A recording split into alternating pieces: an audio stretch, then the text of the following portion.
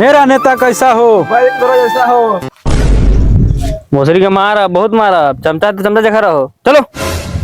मेरा नेता कैसा हो? रवि जैसा हो। प्रणाम चाचा। प्रणाम प्रणाम, बैठो। हाँ चाचा, तुम जाओ बैठने चुका। चाचा जी वहीं सबके आशीर्वाद से हम एक बार खड़ा हो लिए। बाबूजी चलिए ना, खाना खा लीजिएगा। अब भौजी प्रणाम। प्रणाम प्रणाम।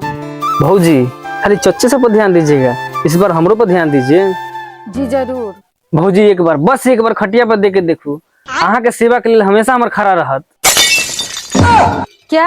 अरे ना ना ना ना, मेरा मतलब वो नहीं है कि हम लोग आपकी सेवा में हमेशा खड़े रहेंगे। चलते भाभी। प्रणाम चाचा। बउआ वो कहली है बहुत गरीब थी, सुतेला घर न एगो घर बना दे। घर हमें लाने पर जाइए, पहले वोट दे। अगर हम करें तो करें क्या, बोले तो बोले क्या।